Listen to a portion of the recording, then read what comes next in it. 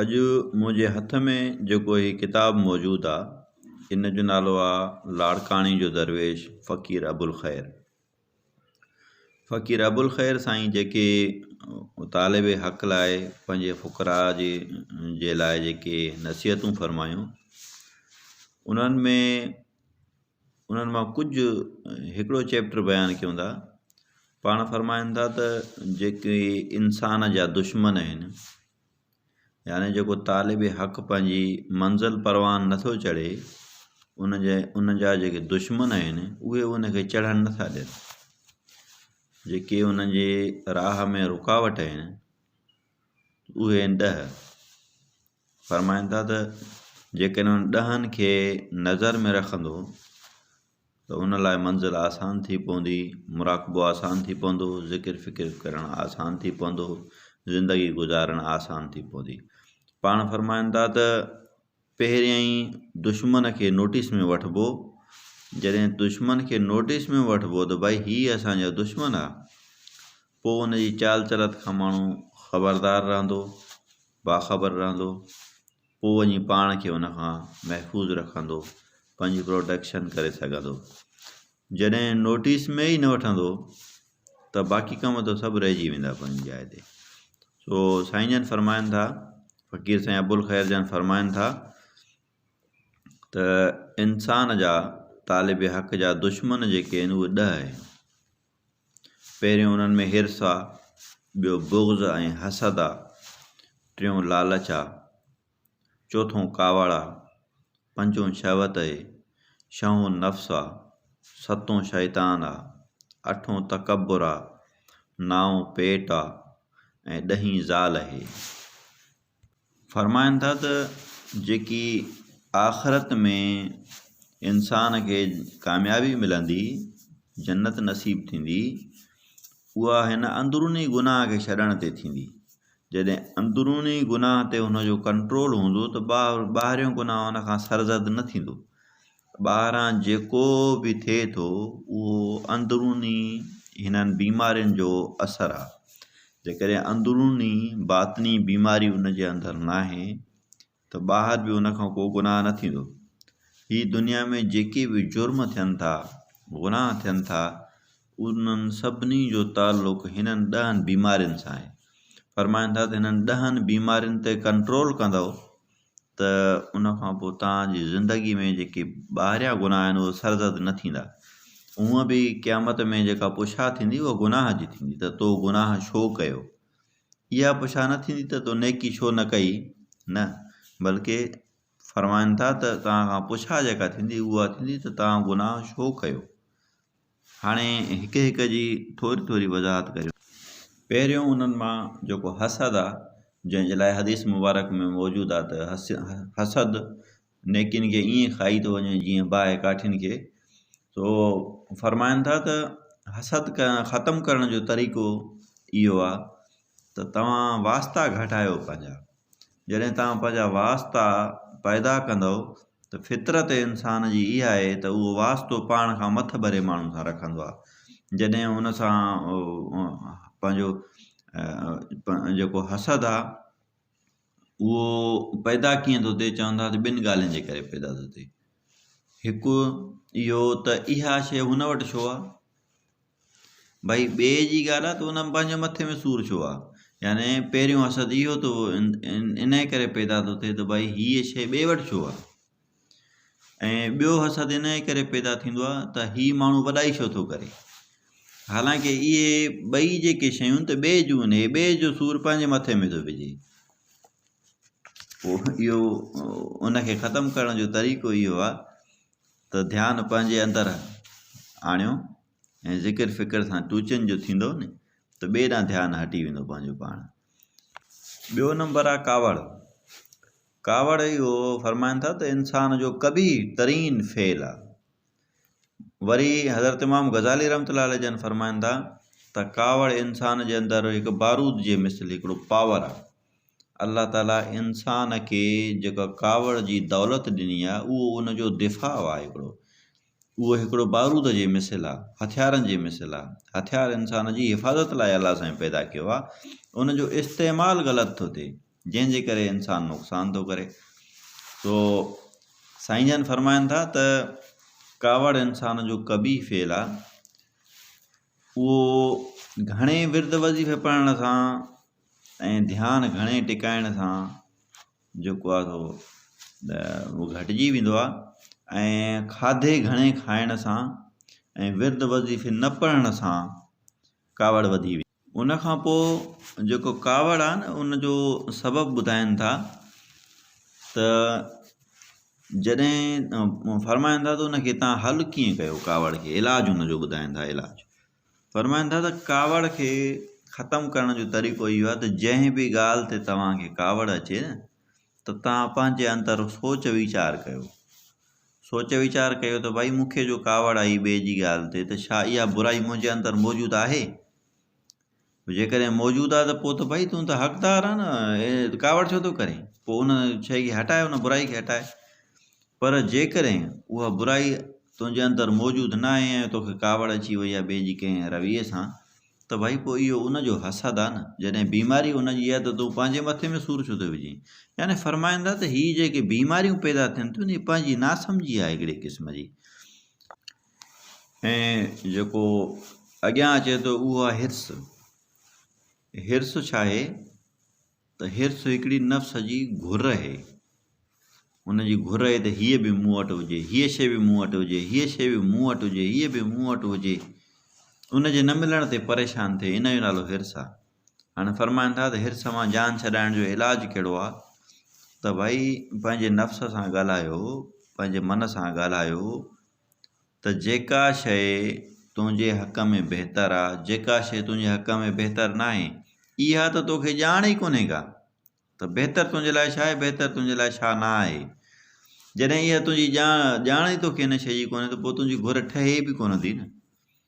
भई जॾहिं ख़बर बि न आहे त भलो असांजे हक़ में छा आहे, बुरो असांजे हक़ में छा आहे, हिन शइ जो हुजणु असांजे लाइ फ़ाइदेमंद आहे या न हुजणु असांजे लाइ फ़ाइदेमंद आहे। जॾहिं तोखे ख़बर ई न आहे त पोइ तुंहिंजी घुर ठहे अथी?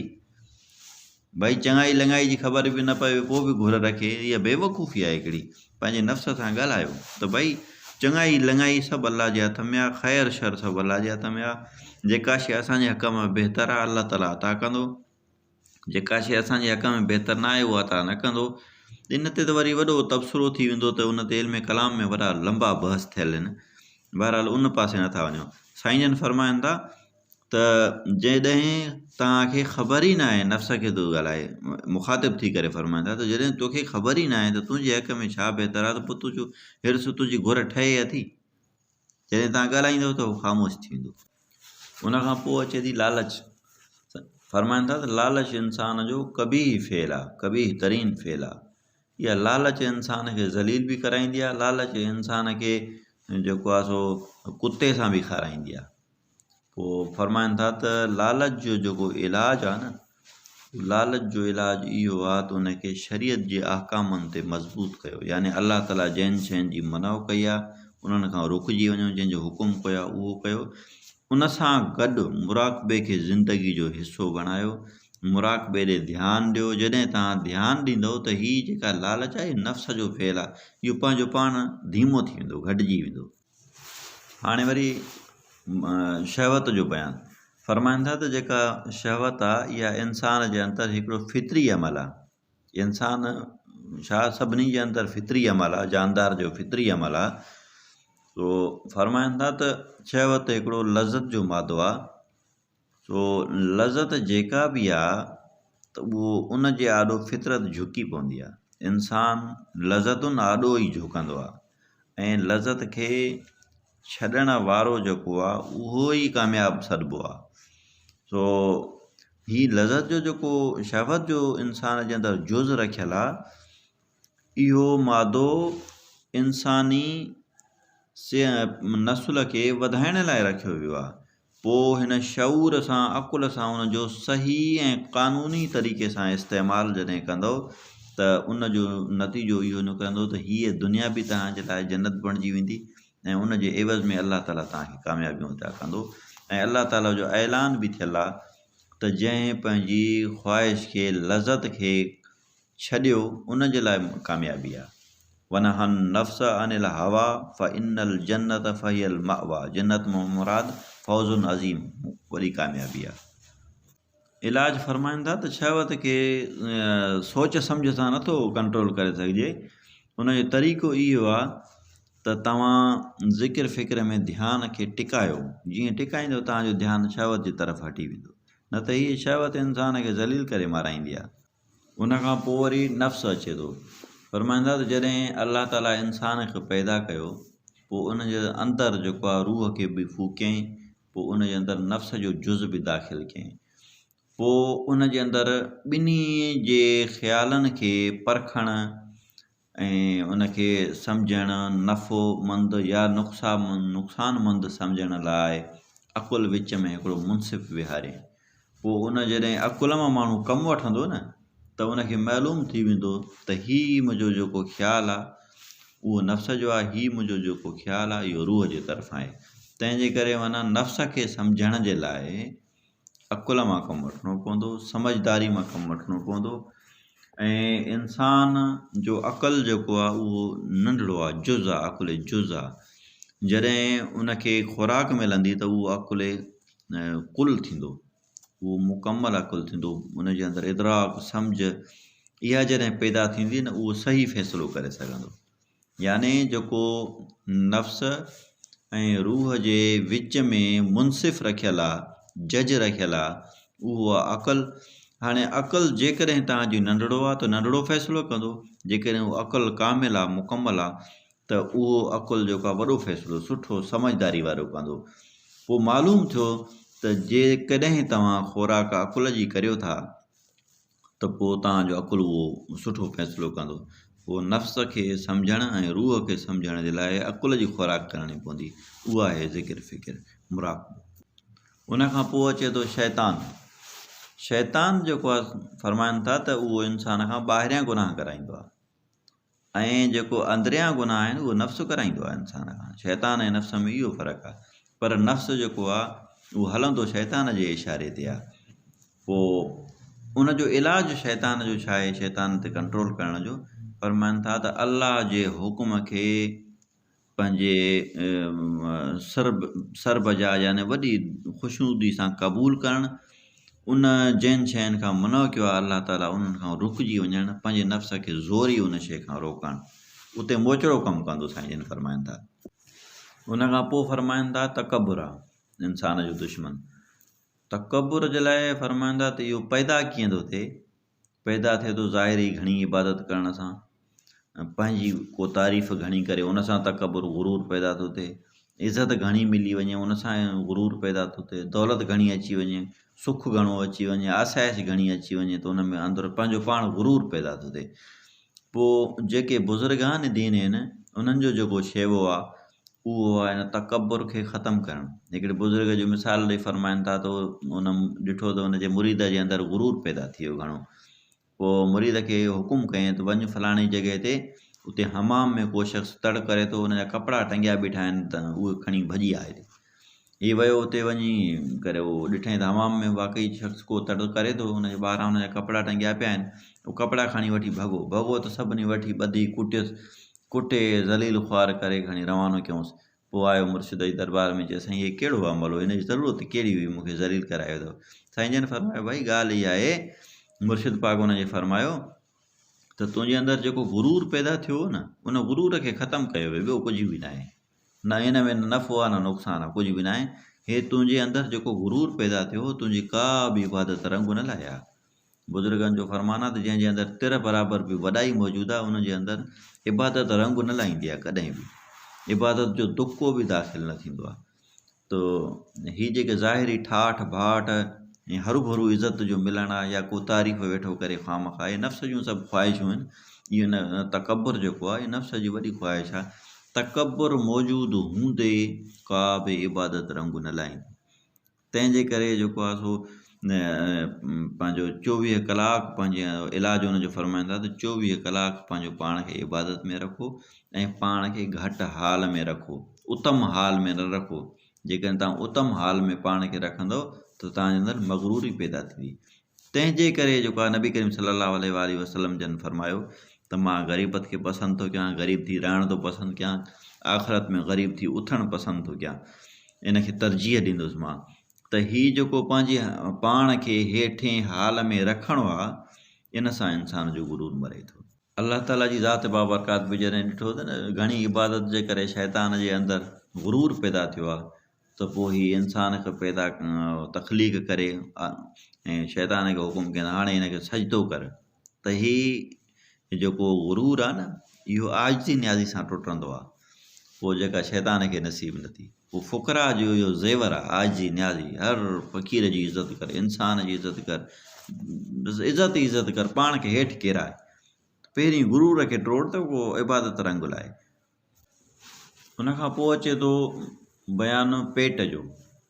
फरमाईंदा त हीउ पेट ई आहे जेको इंसान खे ज़लील थो कराए। यानी अक्सर माण्हुनि जो जेको ज़हन आहे उहो सिर्फ़ु खाइण लाइ आहे, लज़तुनि भरिया खाधा ॻोल्हणु खाइणु।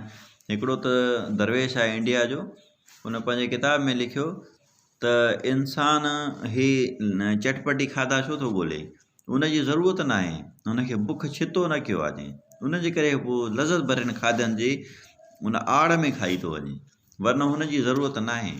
पोइ उन बुज़ुर्ग बि इहो ई लिखियो, फरमायो पंहिंजे किताब में दर्स में त खाधो घटि में घटि खाईंदव न तव्हांजे अंदरि छिक पैदा थींदी, पोइ सुकी मानी बि तव्हांखे वणंदी। पोइ साईं जन फरमाईंदा त जेको लज़तुनि भरिया खाधा आहिनि न, इन्हनि जी तलाश में जेको हीउ असांजो पेट आहे इंसान खे ज़लील थो कराए। उन जे करे उनजो इलाजु इहो आहे, हिकु त फ़क़ीरी रोज़ा रखाया वेंदा आहिनि, खाधे खे लिमिट में रखियो वेंदो आहे, ज़िंदगी में फ़ाक़े खे वॾी जेको आहे सो अहमियत हूंदी आहे। असांजे मुर्शिद करीम जेको फरमाईंदा त पंहिंजे मुरीदनि लाइ त भई हिकिड़े वक़्त जो खाधो छॾे ॾियो तव्हां। वरी कॾहिं फरमाईंदा त ज़िक्र फ़िक्र ते हावी नथा थी सघो त मानी खाइणु छॾे ॾियो ॾींहुं ॿ। पाण फरमाईंदा पंहिंजी ज़िंदगी जे मामूल में 3 खां पोइ खाइणु छॾे ॾियो, यानी उनजे अंदरि कुझु फ़ाक़ो हुजे। पोइ हीउ जेको पेट आहे न, हिनखे भरे खाइण सां रुॻी गफ़लत थींदी आहे। हिन पेट खे ख़ाली रखण सां नूर पैदा थींदो आहे। वरी अॻियां बयानु अचे थो ज़ाल। फरमाईंदा त ज़ाल जो हुजण बि ज़रूरी आहे, उहा ढाल आहे इंसान लाइ। ऐं ज़ाल जो हुजणु नस्ल वधाइण लाइ आहे, उन जूं ज़रूरतूं पूरियूं करणु, उनखे ख़ुशि रखण लाइ। पोइ नाजाइज़ दौलत कमाए पोइ उन जूं ज़रूरतूं पूरियूं करणु, इहो सभु अमल जेको आहे इंसान खे इबादत खां गाफ़िल करे विझंदो आहे। ज़ाल जे शौक़ में इबादत खां गाफ़िल न थियो, इहो साईं जन जो फरमानु। ही जेके बि अमल आहिनि इंसान जा, जेके बि अमल आहिनि, उन्हनि खे साईं जन हिननि 10 में मुंजमिद करे विधो, बंदि कयो सम्झाइण जी ख़ातिर। फरमायूं त हिननि 10 दुश्मननि ते नज़र रखो, तव्हांजो फ़ुकराई सफ़र आसान थी पवंदो। आख़िर में दुआ आहे अल्लाह ताला असांखे इन्हनि बुज़ुर्गान दीन जी नसीहतुनि खे सम्झण, उन ते अमल करण जी तौफ़ीक़ अता फ़रमाए। आमीन।